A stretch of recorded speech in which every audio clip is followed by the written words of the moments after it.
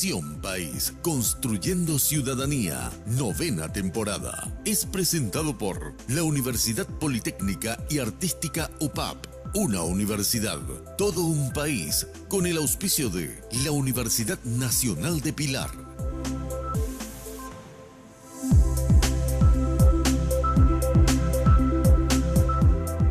Bienvenidos a Visión País, buenas noches, agradecemos la preferencia.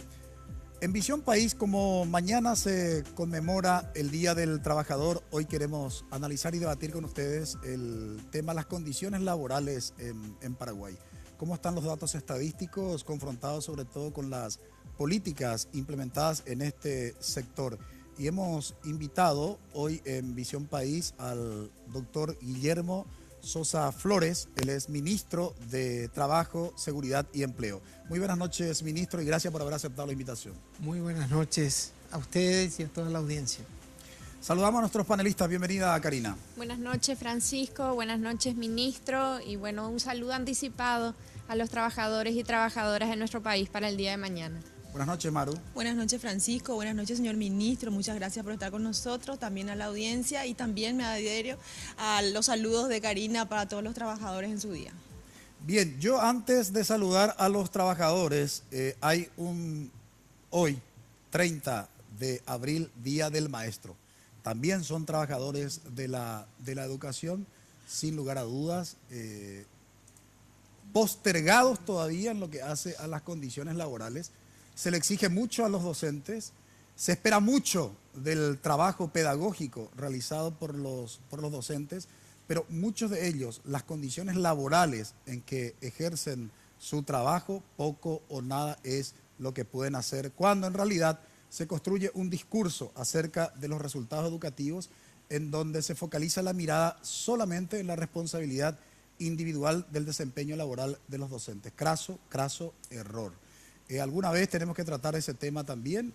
Mi saludo y mi respeto a todos los maestros y maestras. ¿Quién no recuerda, digamos, a sus maestras? Y me refiero un poco a las que en mi época, en mi generación, en la escuela, era nuestra segunda madre. Esa gran vocación, por más que también se discuta el concepto, pero esa gran vocación que demostraban nuestras maestras en aquellos tiempos. Y por supuesto, a todos los trabajadores ya, nuestras felicitaciones también aquí y mis felicitaciones desde Visión País. Podemos hablar de muchas cuestiones cuando vamos a analizar las condiciones laborales en el Paraguay. Hemos preparado nosotros una serie de datos estadísticos a través de placas, que son datos consolidados, datos oficiales, que queremos justamente contrastar con la política que viene implementando el Ministerio del Trabajo, Empleo y Seguridad Social. ¿Y quién mejor que el principal responsable de esa cartera de Estado para que pueda hablarnos de esa política y fundamentalmente cuáles son las razones que explicarían básicamente esos datos estadísticos, donde en algunos casos son preocupantes, por cierto, y en otros casos se demuestra que hay avances relativamente significativos respecto de lo que se viene haciendo desde el Estado. Le invitamos que nos acompañe en brevísima pausa.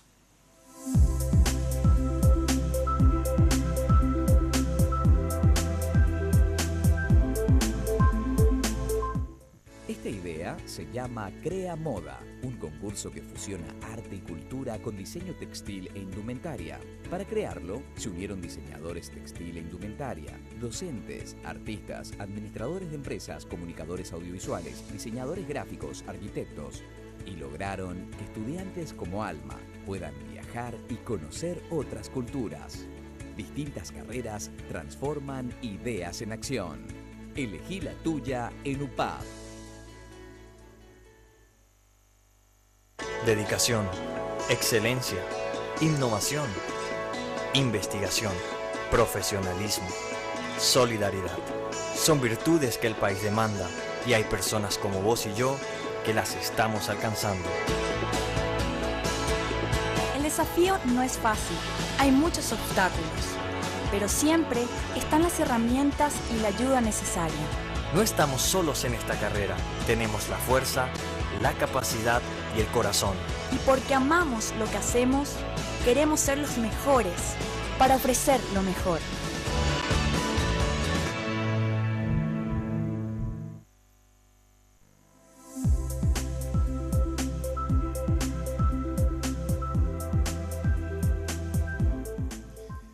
Por supuesto que hay un salto muy importante cuando partimos de lo que prescribe la Constitución Nacional y las disposiciones legales a su ejecución en la práctica social. Pero queremos básicamente, en el contexto de nuestro tema, las condiciones laborales en Paraguay, ver qué dice la Constitución Nacional, sobre todo en lo que hace al derecho al trabajo. En el artículo 86 dice nuestra Carta Magna: todos los habitantes de la República tienen derecho a un trabajo lícito, libremente escogido y a realizarse en condiciones dignas y justas. La ley protegerá el trabajo en todas sus formas y los derechos que ella otorga al trabajador son irrenunciables.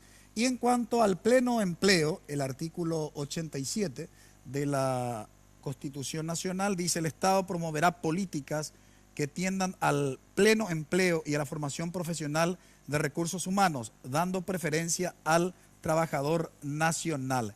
En tanto que a la seguridad social, la Ley Fundamental de la República dice: el sistema obligatorio e integral de seguridad social para el trabajador dependiente y su familia será establecido por la ley.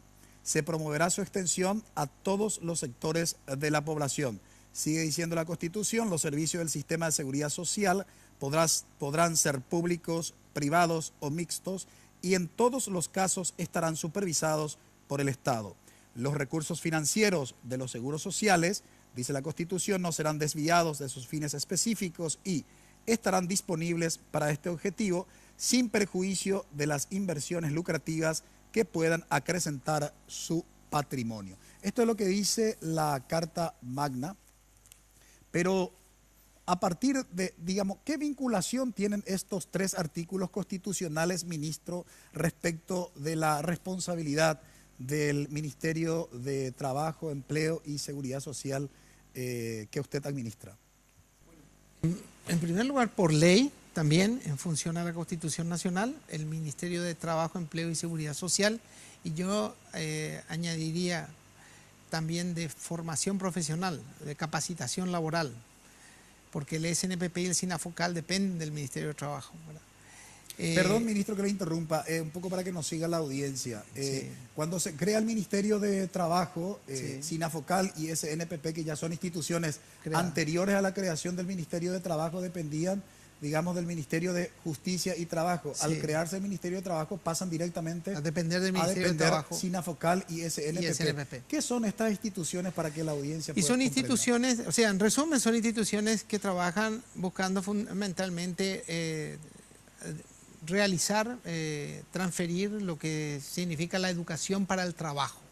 O sea, las habilidades, los oficios que necesita una persona para poder obtener un empleo dentro, digamos, dentro de un estrato de, digamos, de mandos medios, ¿verdad? No son universitarios, pero se les otorga una serie de oficios de tal manera que puedan, a través de eso, conseguir un trabajo, ¿verdad? Entonces, para responder a la primera pregunta, la ley consagra claramente que la administración, ¿verdad?, del Estado, la administración del trabajo está a cargo del Ministerio de Trabajo, ¿verdad? La administración también, o sea, el órgano administrativo, digamos, responsable del empleo y de la seguridad social es también el Ministerio de Empleo y Seguridad Social. O sea, nosotros somos los responsables de todo lo que tenga que ver con la administración del trabajo, empleo y seguridad social en todo su ámbito, ¿verdad? Entonces, si vamos a hablar de pleno empleo, digamos el tema constitucional del empleo, nosotros hacemos políticas activas de empleo que buscan fundamentalmente generar condiciones para que los ciudadanos puedan tener una inserción dentro del ámbito laboral. Y ahí juega fundamentalmente lo que tiene que ver con la capacitación laboral, porque es la llave maestra para poder obtener un empleo, sumado al esfuerzo que realiza la Dirección General de Empleo, donde se desempeñan a través de políticas que tienen que ver con intermediación laboral, ¿verdad? Todos los mecanismos de intermediación laboral para unir oferta y demanda de empleo. Lo que tiene que ver con, digamos, lo que ustedes pueden ver casi todos los días, ferias de empleo. Nosotros llevamos ya realizado durante esta administración 35 ferias de empleo, donde incluso no solamente objetivamos, digamos, al ciudadano en situación, digamos, quizás normal, digamos, aunque no quiero usar ese nombre, ese adjetivo, también poblaciones puntuales vulnerables, como discapacitados, personas en situación de calle. Fuimos los primeros en haber hecho una feria de empleo del sector de los limpiavidrios, por ejemplo, de los cuidacoches. Personas que están en situación de figurar en Inforcom, ¿verdad? Entonces, esa política para buscar generar empleo se suma al esfuerzo formidable que hace el Ministerio de Industria y Comercio de atraer inversiones, promocionar una mayor inversión en el país y de esa manera unir la inversión generadora del empleo, digamos, básico, con la demanda promovida a través nuestro, donde podemos unir en base a la capacitación y en la intermediación laboral. Brevemente, ministro, ¿qué básicamente es la feria, sí, digamos, de empleo, para que puedan entendernos? Y si los cursos que ofrece el Servicio Nacional de Promoción Profesional y SINAFOCAL son gratuitos para los interesados o tienen algún costo. Bueno, primero, la feria de empleo. La feria de empleo es un encuentro entre la oferta y la demanda, ¿verdad? Una persona, un joven que quiere conseguir trabajo, tiene la oportunidad de en un solo sitio de encontrarse, de reunirse, de poder presentarse frente a 20, 30 buscadores de empleo. Por otro lado, le da oportunidad a las empresas que están buscando talentos, ¿verdad? Están buscando recursos humanos para contratar en un solo lugar, tener la oportunidad de entrevistarse con 200, 300, 400. Hemos llegado a tener también, o sea, hasta 1000 personas en una feria de empleo, ¿verdad? Entonces, o sea, es un encuentro donde se facilita la intermediación laboral, ¿verdad? No es tanto la entrevista pura y simple donde yo voy a un diario a buscar un empleo, después me voy, busco, me presento, me llaman para una cita, ¿verdad? Donde hay solamente uno a uno, digamos. En este caso se maximiza y se vuelve más eficiente esa intermediación laboral. Con respecto a los cursos del SNPP, digamos, hay que separar lo que se llama formación profesional y lo que es capacitación laboral. La formación profesional es la salida rápida hacia el empleo. Tomemos un ejemplo, auxiliar de electricidad. Es un curso de, digamos, 50 horas, ¿verdad? Un curso de 50 horas donde se le da elementos básicos de aprendizaje al joven y él puede tener un empleo inmediato. Los cursos de formación profesional son absolutamente gratuitos, ¿verdad? Los de capacitación laboral implican, digamos, 1.500 horas, 2.000 horas, ¿verdad? Es donde la persona tiene un título de técnico superior en refrigeración. En este caso sí tiene un pequeño costo, 50.000 guaraníes es lo que se le cobra, tiene un pequeño costo porque hay que diferenciar formación y capacitación laboral. Y uno lo que puede llegar a hacer, curso de 6 semanas, ¿verdad? Y otros son 2 años de estudio, donde tienen ya todo un tipo de formación donde nosotros no solamente le damos al joven una capacitación dura, en el sentido, no solamente le enseñamos a ser técnico en refrigeración o técnico en reparación de computadoras o técnico en mecatrónica, que es la conjunción de la mecánica con la electrónica, ¿verdad? O soldador, sino también le damos lo que se llaman habilidades actitudinales. Las habilidades actitudinales son habilidades blandas, donde fundamentalmente nos interesa de crear y transferir ciudadanía. Nos interesa que el joven no solamente sea un buen mecánico, sino que sea un mecánico ordenado, un mecánico que sepa relacionarse con su cliente, una persona que sepa interactuar socialmente en condiciones, digamos, satisfactorias. No nos interesa tener un técnico que no pague impuestos o que no sea formal o que tenga todo desordenado su taller. O sea, nosotros invertimos en el individuo no solamente en términos de su oficio, sino también en términos de su ciudadanía. Bien, tenemos un par de datos estadísticos que queremos compartir con ustedes ya para hacer un análisis más fino de lo que son las condiciones laborales en el Paraguay.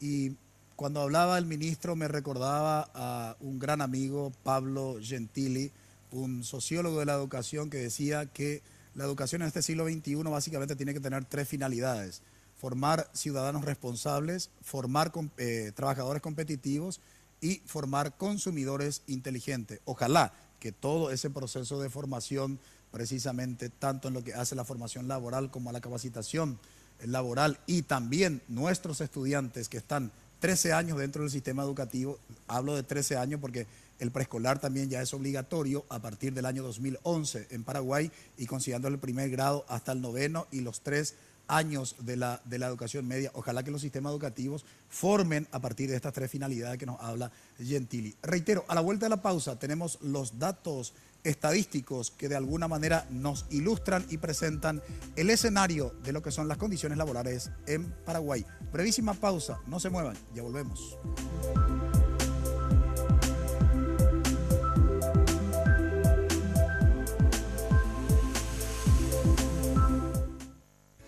Esta idea es un anfiteatro ubicado en el santuario ecológico Jardín Franciscano del Ibituruzú y logró fusionar la belleza natural del medio ambiente con un proyecto arquitectónico.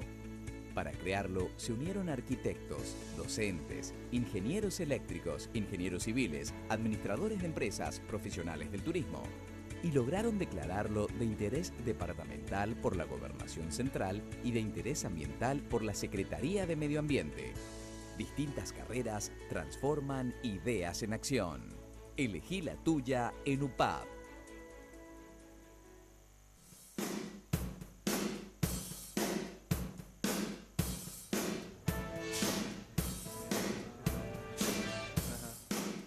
Hola, este domingo le vamos a entrevistar a un personaje muy polémico.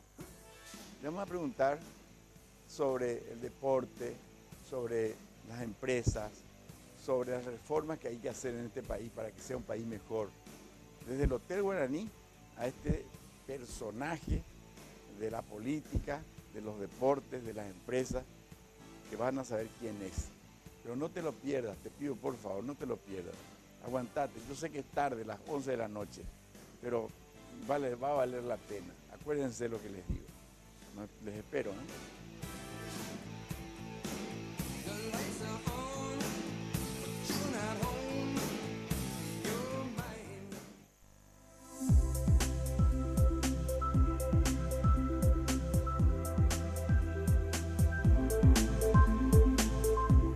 ¿Cuáles son los principales indicadores del mercado laboral en Paraguay?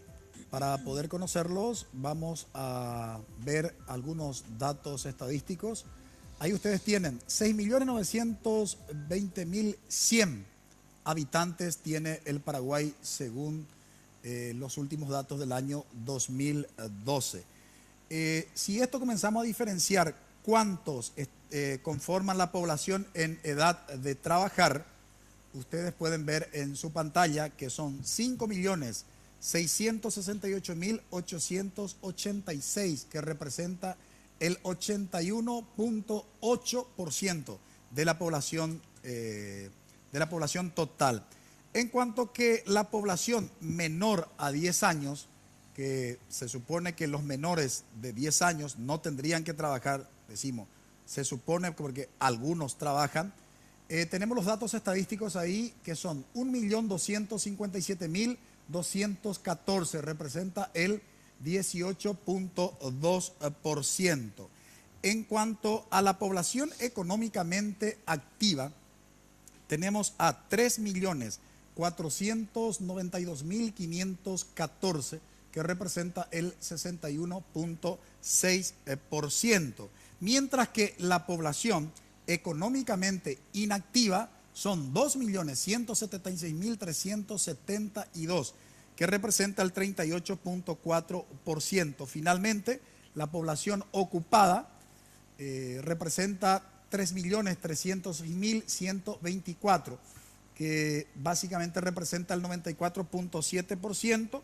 El desempleo abierto, forman parte del desempleo abierto 186.390 personas, que representa el 5.3%, y la población subempleada, que es el último dato que compartimos con ustedes, tienen ahí en su pantalla, son 664.602 personas que conforman la población subempleada, que representa un 19%.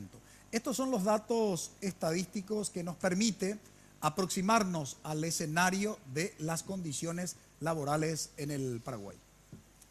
Sí, a mí me gustaría empezar reivindicando también un poquito el papel del Ministerio de Trabajo, ¿verdad? Que realmente fue también toda una conquista que se logre la separación con el Ministerio de Justicia, pero con la expectativa de que el Ministerio de Trabajo fortalezca todo lo que tiene que ver con la fiscalización de las condiciones laborales de los trabajadores y trabajadoras de nuestro país. Y en ese sentido, ministro, bueno, es sabido que el día de mañana varias centrales van a estar movilizándose, reivindicando la libertad sindical, reivindicando el reconocimiento de los sindicatos como herramienta de defensa de los derechos de los trabajadores y trabajadoras. Y me hacían llegar a mí un par de preguntas que tienen que ver con la política de reconocimiento de los sindicatos por parte del Ministerio de Trabajo, que sé que es un punto bastante delicado hoy en la articulación entre el Ministerio y las centrales, y me gustaría que podamos profundizar en ese tema, ¿verdad? ¿Cómo está esa situación, ministro? Bueno, vamos a hablar de libertades sindicales, vamos a hablar de inspecciones. En primer lugar, inspecciones. Nosotros hemos creado el cuerpo de inspectores en base a un concurso de méritos y aptitudes, un concurso público de oposición, sin ningún tipo de influencia política, partidaria, recomendaciones.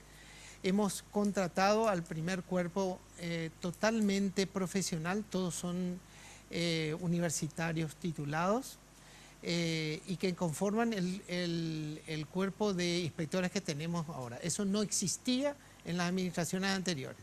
Lo que existía en las administraciones anteriores era un grupo de funcionarios, algunos que ni siquiera habían concluido sus estudios primarios y fungían como inspectores, que no hacían ningún tipo de inspecciones. Lo que hacían eran hasta lo que todos sabemos con respecto a la mala fama que han tenido los inspectores de esa época. Hoy en día tenemos un cuerpo profesional organizado, capacitado, preparado por la Organización Internacional del Trabajo, que está cumpliendo su trabajo de cuidar que los derechos laborales se precautelen, que el Código Laboral se cumpla, ¿verdad? En lo que hace a los registros sindicales, el tema pasa por dos cuestiones. Pasa por una cuestión de formalización, ¿verdad? Formalización. Y pasa por una situación de manejo administrativo, de procesamiento de los expedientes, documentos que se tienen que hacer. Con respecto a este último punto, ¿nosotros qué hemos hecho? Nosotros hemos invertido en tecnología y hemos informatizado el proceso de registros laborales. O sea, hoy en día un sindicato creado puede presentar su expediente, su documentación, y puede tener desde su computadora todos los aspectos que hacen al procesamiento interno de sus expedientes. Por otro lado, el tema de la formalización significa que para hacer un expediente, la creación de un sindicato requiere hacer una asamblea. Esa asamblea se tiene que hacer dentro de una determinada normativa legal que nosotros no la imponemos. Eso existe en nuestro país dentro del marco de derecho que existe, ¿verdad? Tienen que hacer una elección de su comisión directiva por voto secreto y cumplir una serie de requisitos que nosotros tenemos que precautelar. Eso antiguamente, en el pasado, no existía. se hacían asambleas que no eran tales, que simplemente era la presentación de papeles, que no se constataba la constitución de una comisión directiva dentro del marco de la ley, incluso elegido por voto secreto, dentro de una situación que incluso que pueda precautelar la alternancia de la dirigencia, ¿verdad?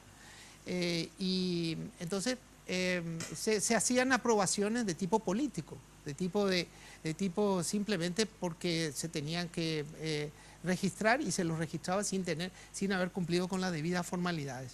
Nosotros estamos haciendo cumplir esas formalidades, estamos trabajando con las centrales obreras, tenemos una formidable apoyo de parte de ellas.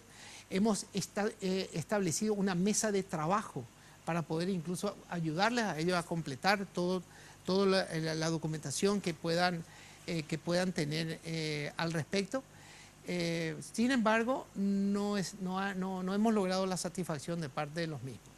No hemos logrado, y siempre nos reclaman esto porque quieren de alguna manera que se fomente o se apañe un grado de informalidad. Lo que nosotros negamos totalmente es que por razones políticas nosotros le negamos su constitución. Aquellos sindicales que cumplen en tiempo, en forma, su documentación, se le da su debido registro. Y aquellos que dicen lo contrario es porque simplemente no conocen el proceso o no saben lo que yo les estoy contando, que justamente hemos desechado el manejo de papeles para pasar a la computadora, para que los procesos sean neutrales, objetivos, que no tengan esa situación en la cual algún funcionario por algún motivo pueden estar teniendo demoras dentro de su proceso.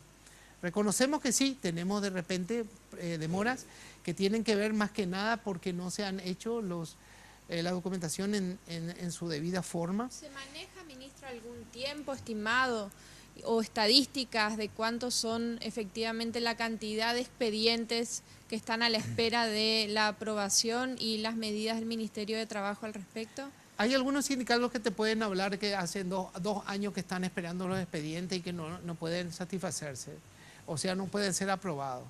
Lo cierto es que hay sindicatos que presentan y en un mes ya obtienen su registro sin ningún tipo de problema, porque tienen todo su registro bien hecho, bien constituido. La prueba más importante con respecto a este tema es, fíjate Karina, es lo que hace a la alternancia en la dirigencia sindical, ¿verdad? ¿Por qué razón tenemos secretarios de sindicatos y de centrales obreras que llevan 35, 40 años sin que haya alternancia, sin que haya elecciones internas, sin que haya conformaciones de asamblea donde puedan ejercerse el derecho que tienen todos los sindicatos del ejercicio de la democracia? Entonces, esas son las cosas que hay que discutir para fortalecer los sindicatos, para darle a los sindicatos la dinámica que necesita para poder cumplir sus funciones. Tenemos dirigentes sindicales que, ya te cuento, 35 años y se perpetúan en su cargo. ¿Por qué? Porque las asambleas no son realizadas. Entonces vienen a nosotros, que nosotros le aprobemos sus comisiones directivas, ¿verdad? Sin tener esa debida constitución, ese debido ejercicio dentro del mandato democrático, dentro del ejercicio de la democracia, y somos culpables, entre comillas, de que restringimos la libertad sindical. No es cierto que nosotros restringimos las libertades sindicales, al contrario, estamos en permanente apertura fundamentalmente de diálogo social. El diálogo social, este gobierno lo ha instaurado y lo ha institucionalizado a través de la creación del Consejo Tripartito, el Consejo Tripartito Consultivo, que es una instancia que viene por decreto presidencial del presidente Cartes, donde hemos instituido una instancia tripartita de trabajo entre empleadores, trabajadores y gobierno, donde discutimos los principales temas de la agenda del país. Fíjate vos que nosotros hemos discutido y hemos trabajado en el tema de salario mínimo, que era un tema tabú, que hoy en día ha salido ya de la agenda porque hemos solucionado, hemos bajado una política salarial coherente, moderna y que beneficia al trabajador, ¿verdad? Actualmente estamos trabajando en el tema de seguridad social hemos también superado el trabajo, digamos así, crítico que significó la reforma del sector transporte, que fue un tema muy controversial, muy conflictivo, que hoy en día hemos pasado, donde el ciudadano puede ver el fruto de subirse en un bus digno, con aire acondicionado, con las mejores comodidades, donde hemos ido atendiéndole a choferes. Hemos formalizado, cuando me hablas de inspectores laborales, hemos formalizado a cerca de 2.000 choferes que trabajaban en condiciones no dignas, donde nosotros le hemos puesto condiciones dignas, que significa fundamentalmente lo primero, el tener el IPS, tener el acceso al Instituto de Previsión Social, que no lo tenían. Y hoy en día podemos ver empresas altamente eficientes donde se cuida y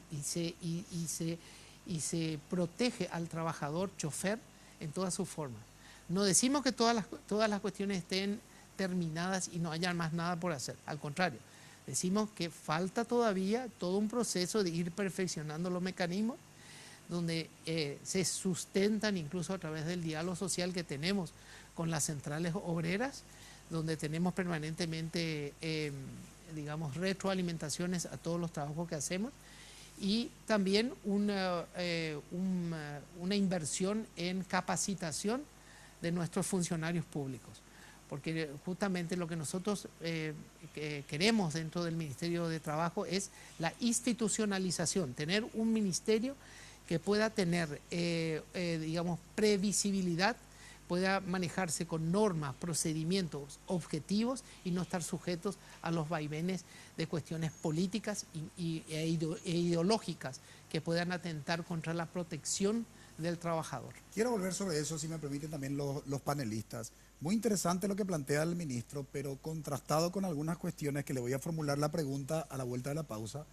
Tengo justamente un pariente que era chofer de la línea 14, compró la línea 38, justamente el itinerario, y quedaron más de 30 empleados fuera y que ya no pueden ser contratados por la línea que compró el itinerario porque son personas que pasaron los 50 años, ¿verdad? O sea, ya son personas en desuso para esa empresa. Digo, ¿cuál es la alternativa desde el Estado? 1. 2, la cuestión, porque habló del tema del transporte, entonces ya planteo así para el próximo bloque.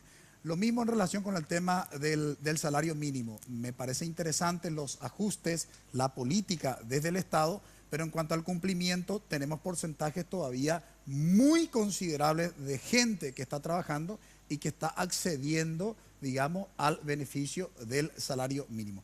Esas cosas y otras cuestiones planteamos al ministro a la vuelta de la pausa.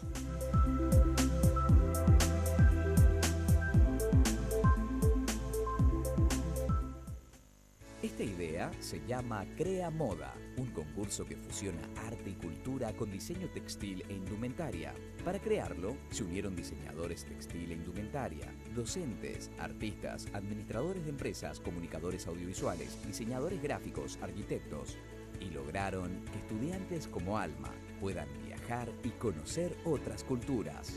Distintas carreras transforman ideas en acción. Elegí la tuya en UPAP. Carlos me cuestiona, dice, para que veas que no te sirvió de nada la inamovilidad. No es que sea un genio, ¿verdad? Pero el verdadero motivo para el veto por parte del Poder Ejecutivo fue el tema del manejo discrecional de los bonos. Elementos que muestran la realidad de nuestro país. Análisis e informaciones sobre temas de actualidad. Todo sin límites. Con la conducción de Enrique Vargas Peña y Carlos Gómez. Sin límites, este y todos los domingos a las 21 horas, solo aquí, por Red Guaraní.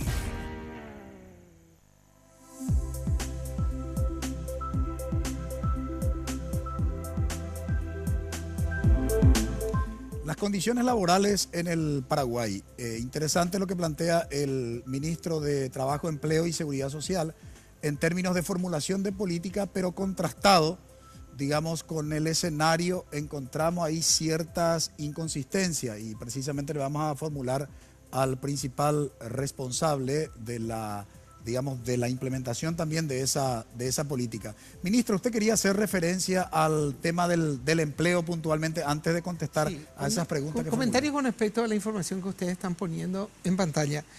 En primer lugar, la tasa de desempleo de 5,3, ¿verdad?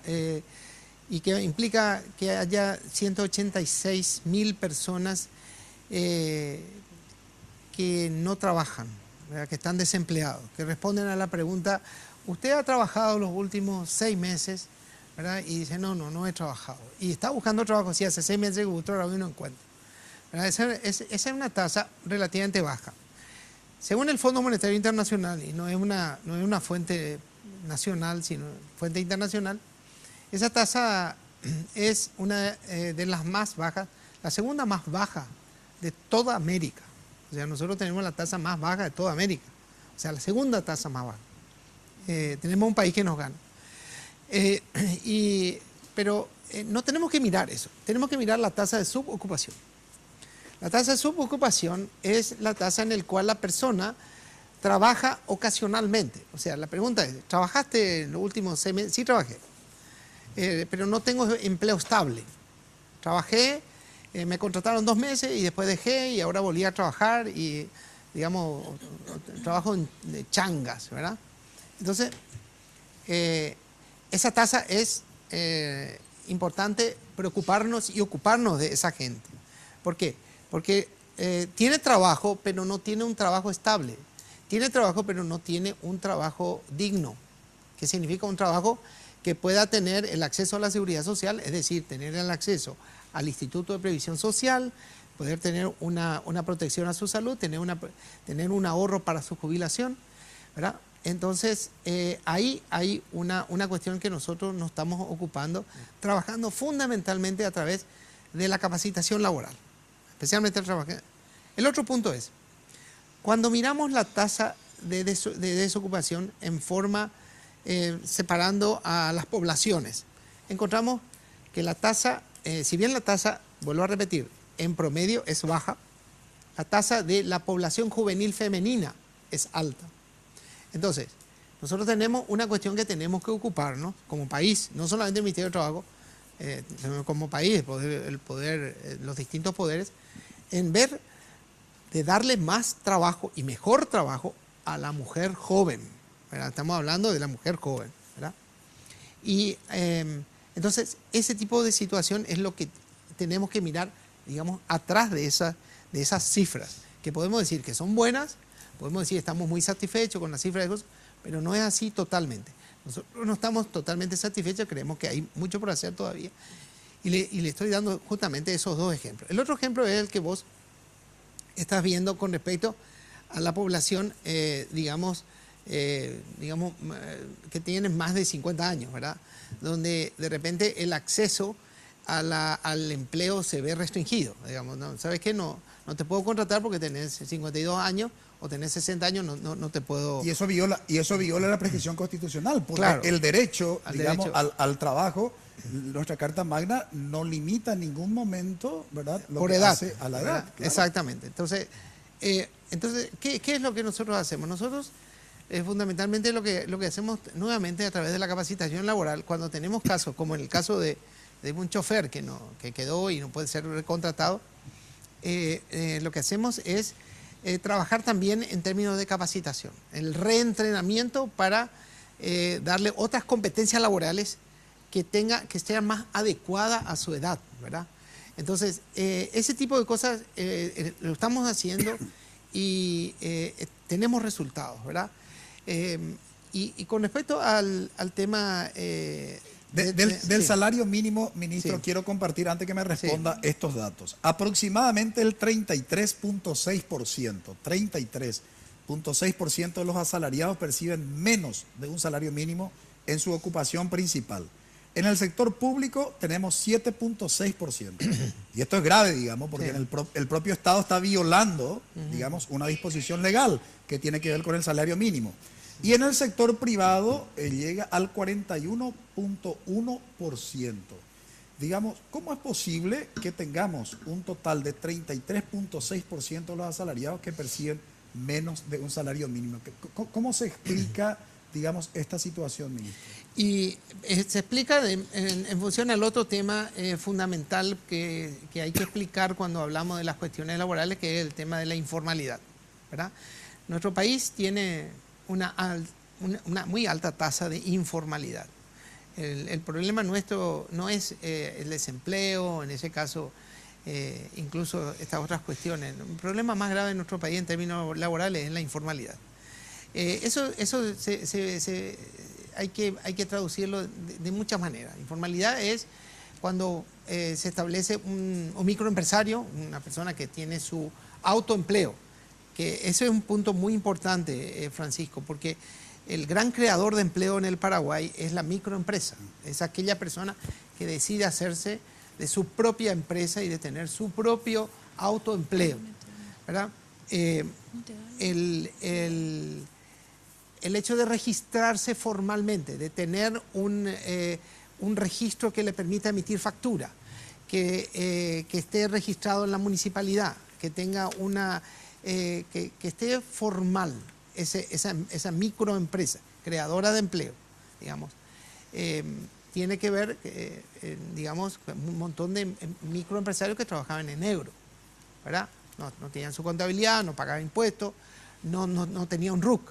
En ese sentido, cabe señalar que en los 3 años de gobierno, la Secretaría de Tributación informa de que se han inscrito 450.000 nuevas empresas para obtener registro único de trabajador. Perdón, ¿serían las micro, pequeñas y medianas empresas? La mayoría, digamos un 60%, ¿verdad? Que han obtenido. O sea, eso significa formalidad, ¿verdad? Lo que yo les conté con respecto a los choferes, también informal que pasan a ser formales, ¿verdad? Digamos, aspectos que tienen que ver, digamos, con cuestiones tributarias, que tienen que ver con cuestiones laborales, donde la formalidad entra a tallar.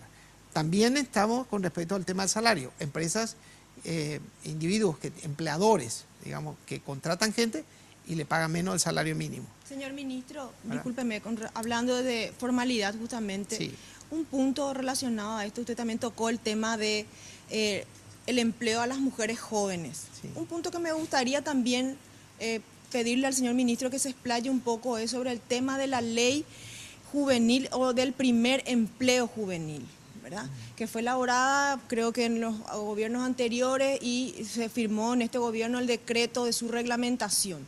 ¿Cuál es el avance teniendo en cuenta esas estadísticas que justamente estábamos mirando sobre inclusive de los niños menores de 10 años, que es muy alta, y de los jóvenes, teniendo en cuenta también de que nuestro país es el 70% de joven? Y más esta formalidad que usted está hablando de empresas, en microempresas, si dan o no lugar a estos jóvenes que necesitan trabajo, ¿verdad? Yo agregaría algo también a lo que plantea Maru, ministro, y que tiene que ver con la formulación que la Secretaría de la Juventud, digamos, en este gobierno se dio un paso importante, y eso lo dijimos cuando estaba el representante de la Secretaría de la Juventud. Cuando estaba en el Ministerio de Educación, medio se perdía, digamos, ese viceministerio se perdía presupuestariamente y se perdía visibilidad. Creo que con la creación como secretaría con rango ministerial se dio un paso importante, pero aún lo que hemos identificado nosotros es que no hay una articulación respecto de algunas cuestiones puntuales en términos de formulación de la política e implementación. Por ejemplo, salud, por ejemplo, en este caso particular, trabajo. ¿Hay alguna articulación de la Secretaría de la Juventud con el Ministerio de Trabajo en lo que hace a lo que formuló Maru, la cuestión del primer empleo, que no es un dato menor, digamos, en nuestro país, ministro? Bueno, el tema del primer empleo. El primer empleo es muy importante. El primer empleo es una herramienta y digamos que es fundamental para el joven. O sea, vamos a explicar despacito. O sea, un joven que se recibe de la escuela secundaria, termina el tercero de la media y quiere conseguir un trabajo. Entonces va y acude a una feria de empleo y se le pregunta ¿qué experiencia tenés? Y resulta ser que no tiene ninguna experiencia, ¿verdad? Lógico. Entonces tengo solamente el bachillerato, eso no me habilita y no me da un ticket de entrada al trabajo. ¿verdad? Entonces... o habilidades laborales incluso, ministro. Claro, las habilidades laborales ya es un ticket de entrada, porque cuando uno dice que no tengo experiencia, pero yo sé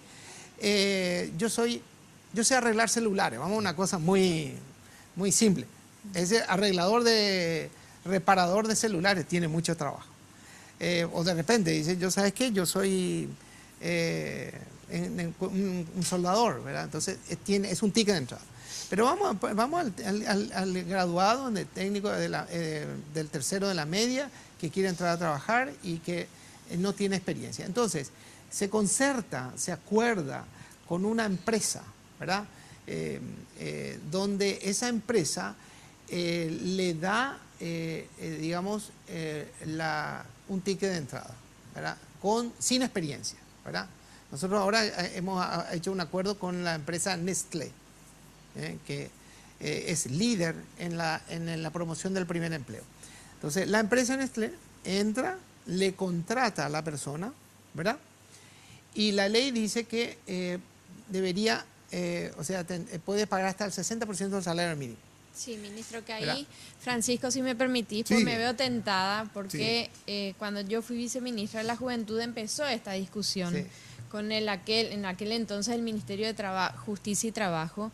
Realmente, ministro, y amerita un debate nacional la ley de primer empleo para los jóvenes y la de empleo juvenil, porque es una aberración en términos de derechos laborales conquistados. Con la historia que es el primer empleo, se le expone a sistemas de flexibilización laboral. El joven no tiene las garantías que tiene cualquier trabajador o trabajadora por el simple hecho de pagar el derecho a piso. Yo me niego a que nosotros desconozcamos la filosofía que hay detrás de esa ley de primer empleo, que en realidad lo que hizo fue generar una ley para maquillar la situación de cientos de jóvenes que efectivamente están sin poder salir adelante por condiciones económicas, y supuestamente le dimos una alternativa que en realidad es una alternativa para que se le explote y hagan el trabajo que otros no quieren hacer. Disculpe, ministro, que lo tenga que decir, pero porque me parece que es responsabilidad también colocar esto sobre la mesa y no quedarnos porque sencillamente el título parece un título interesante de la ley de primer empleo. En realidad, y me hago cargo y creo que incluso en nuestro programa deberíamos tomar ese debate, esa ley fue un maquillaje a la situación a la que son explotados muchos jóvenes, con la excusa además que como hay cientos de jóvenes afuera esperando un puesto de trabajo, aguantar las reglas del juego o andate porque viene otro a aceptarlas. Justamente con ese punto, el plan piloto decía de que más de 1.500 jóvenes están ingresando al sistema laboral, ¿verdad? Entonces es mucho. ¿Y cómo están manejando y cuáles son los avances? Bueno, la ley en ese sentido, salió con ciertas, debilidades. Nosotros hemos tratado de subsanar eso, haciendo un sistema en el cual a través de un reglamento de la ley hemos tratado de compensar de tal manera de que si bien el empleador le paga el 60%, nosotros hemos canalizado una situación en la cual ese 40% le completamos a través de otras fuentes, ya sea a través de entidades de la sociedad civil o ya sea a través incluso de, en función a la disponibilidad financiera bajo la aprobación presupuestaria del Congreso, poder tener un subsidio hacia esa población y poder completar ese 40% de tal manera que el joven pueda percibir el 100%, o sea, el salario mínimo. Y yo acepto el debate, me parece muy importante el debate, solamente que quiero complementar, que darle al joven la oportunidad de estar en una empresa, tener una experiencia, que se le conozca, que pueda tener fundamentalmente aprendizaje a través de, de la empresa en la cual entra, ha hecho que funcione el sistema en el sentido de que personas jóvenes que han ingresado a ese sistema, finalmente después de un año, tienen ya una experiencia, ya les conoce, yo diría en una gran mayoría de los casos, son contratados por la misma empresa ya dentro de la planilla o la plantilla laboral y fuera del programa del primer empleo. Nosotros en ese sentido creemos que es una herramienta importante. Sería bueno hacer el debate que propone Karina, donde se discuta eso, porque los sectores de izquierda siempre no quieren flexibilizar. Los sectores, digamos, más conservadores dicen que lo importante es que tengan el aprendizaje y es como un costo y en función a eso tienen esa suma y resta. Y creo que es importante lo que dice, creo que hay que discutirlo, ¿verdad? Para saber y discutir si la flexibilización es buena o tenemos que flexibilizar desflexibilizar el salario para tener, digamos, un acomodo y poder tener una mejor inserción laboral. Y a Karina, yo acá te planteo otro tema que ustedes no me preguntaron, que también es muy importante, el tema de la madre, de la maternidad. El hecho de que nosotros tenemos una legislación laboral muy avanzada, ¿verdad? Quizás no la mejor, ¿verdad? Pero muy avanzada y muy superior a muchos países del mundo entero, por ejemplo, muy superior a la de Estados Unidos.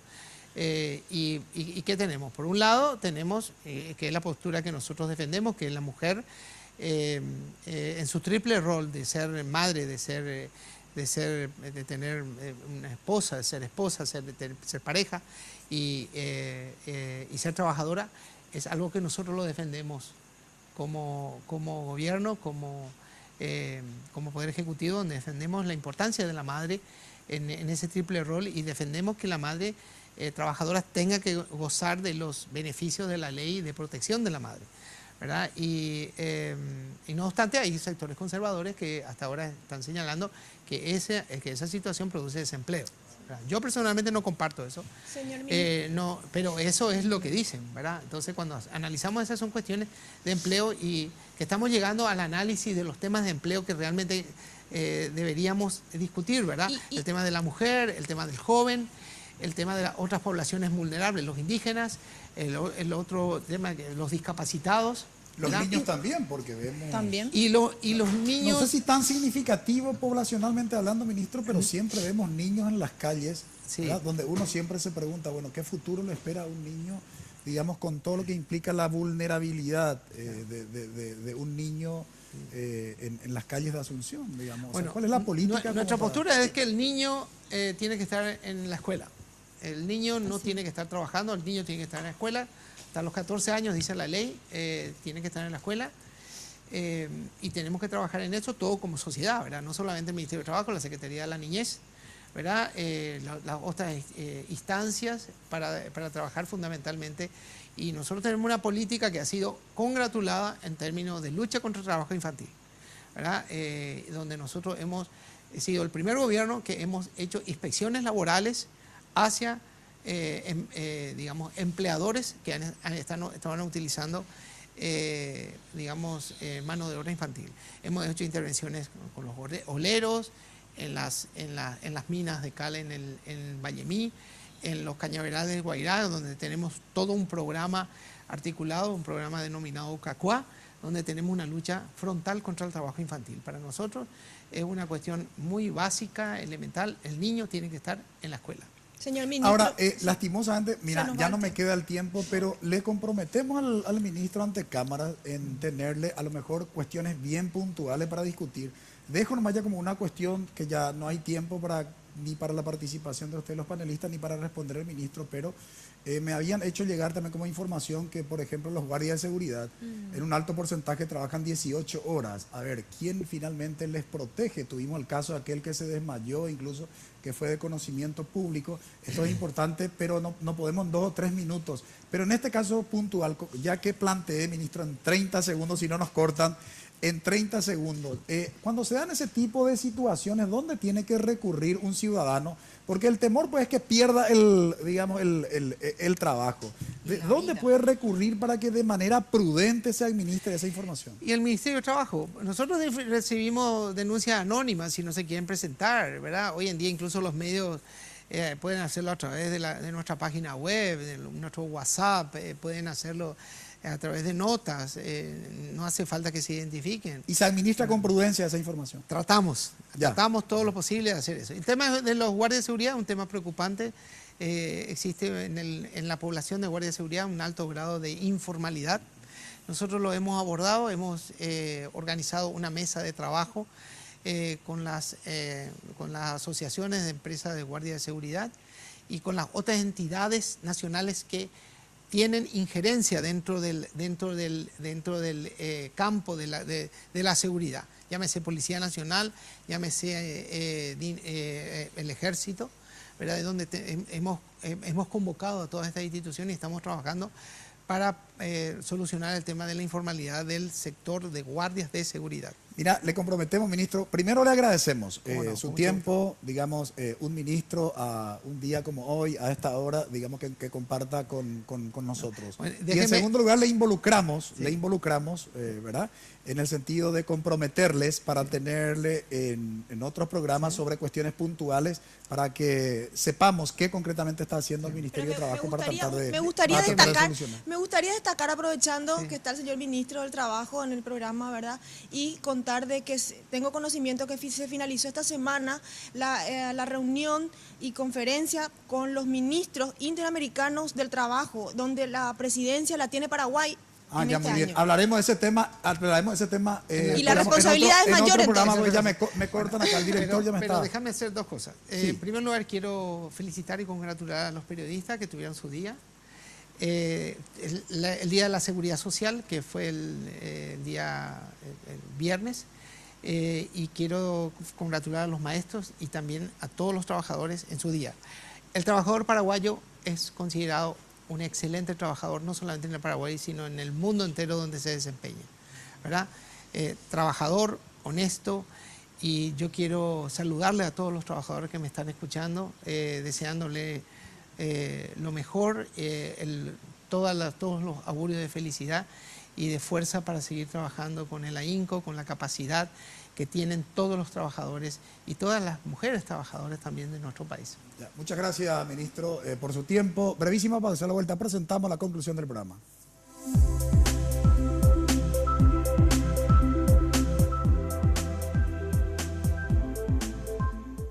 Esta idea se llama Crea Moda, un concurso que fusiona arte y cultura con diseño textil e indumentaria.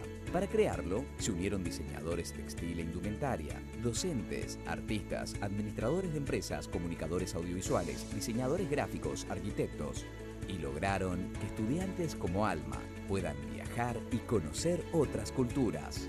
Distintas carreras transforman ideas en acción. Elegí la tuya en UPAP. Dedicación, excelencia, innovación, investigación, profesionalismo, solidaridad. Son virtudes que el país demanda y hay personas como vos y yo que las estamos alcanzando. El desafío no es fácil, hay muchos obstáculos, pero siempre están las herramientas y la ayuda necesaria. No estamos solos en esta carrera, tenemos la fuerza, la capacidad y el corazón. Y porque amamos lo que hacemos, queremos ser los mejores para ofrecer lo mejor.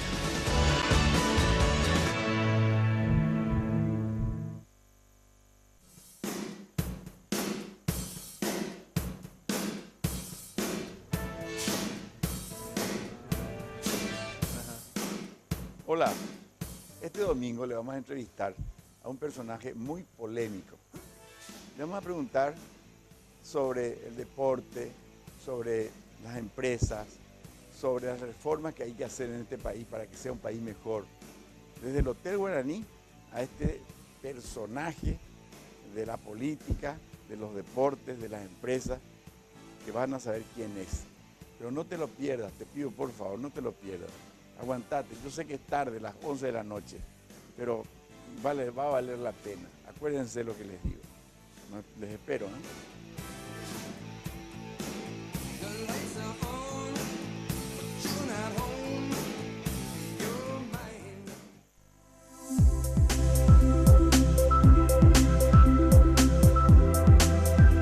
El ministro de Trabajo habló de varios logros, sin embargo, hay todavía unos datos estadísticos que tienen que ver con la informalidad en el empleo. Por ejemplo, el 43.7% de las personas están acogidas a un sistema de jubilación, solo 43.7%. Y el 33.6% de las personas no ganan el sueldo mínimo.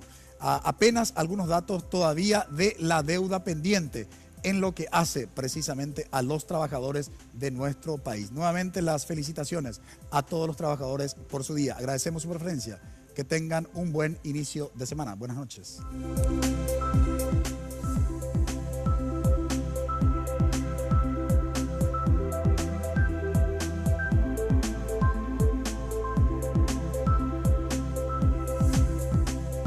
Visión País, construyendo ciudadanía, 9ª temporada. Fue presentado por la Universidad Politécnica y Artística UPAP, una universidad, todo un país, con el auspicio de la Universidad Nacional de Pilar.